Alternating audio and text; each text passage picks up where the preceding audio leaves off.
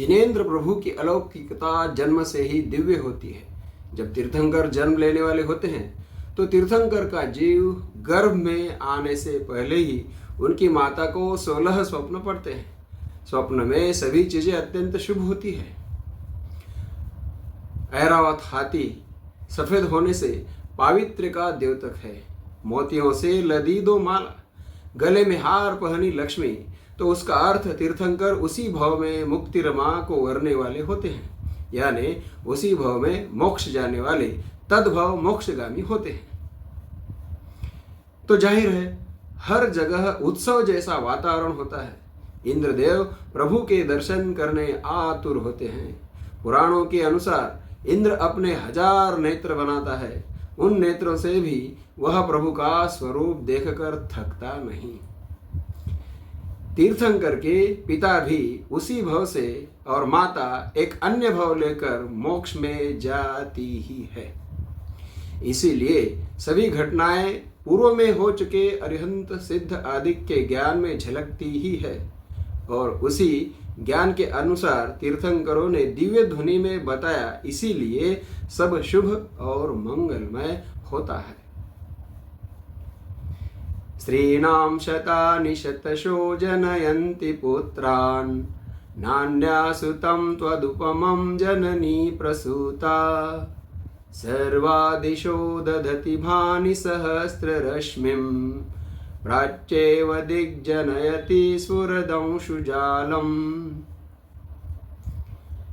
भक्तामर स्तोत्र का यह 22वां श्लोक भगवान आदिनाथ की अद्वितीयता का वर्णन करता है, जो भूत प्रेत बाधाओं को दूर करने और उत्तम संतान प्राप्ति के लिए पढ़ा जाता है।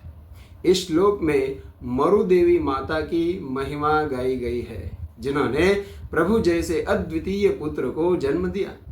इसका मुख्य सार है कि सैकड़ों साधारण पुत्रों की तुलना में एक सूर्य के समान तेजस्वी पुत्र श्रेष्ठ है।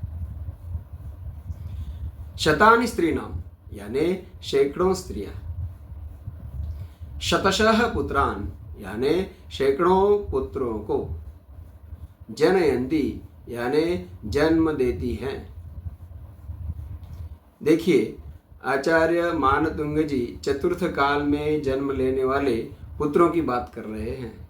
इसीलिए वे सभी जन्म लेने वाले सैकड़ों पुत्र अत्यधिक उत्तम, एक से बढ़कर एक ऐसे ही होते हैं। पर त्वत् उपमम सुतम यानी हे जिनेंद्र प्रभु, आपके जैसा पुत्र, त्वत् उपमम आपके जैसा, अन्य जननी न प्रसूता यानी आपकी माता के सिवा किसी अन्य की माता ने नहीं उत्पन्न किया। अन्य जननी न प्रसूता।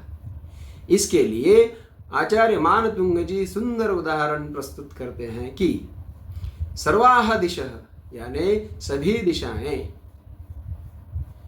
सहस्त्र रश्मिम यानी सूर्य की, भानी यानी आभा, दधती यानी धारण तो करती है, पर अंशुजालम यानी स्वयं सूर्य देव, प्राची दिक एव जनयति पूर्व दिशा से ही उगता है। जहां से वह उगता है वही पूर्व दिशा होती है। वैसे ही पुत्र तो चतुर्थ काल में एक से बढ़कर एक जन्मते हैं, पर आप जैसा पुत्र आपकी माता को छोड़ कोई अन्य माता उत्पन्न नहीं करती। भक्ति में भक्त का भाव देखना चाहिए। यहाँ आचार्य मानतुंग जी तीर्थंकर और उनको जन्म देने वाली माता को अलौकिक कह रहे हैं, जो अतिशयोक्ति नहीं, 100% सत्य है।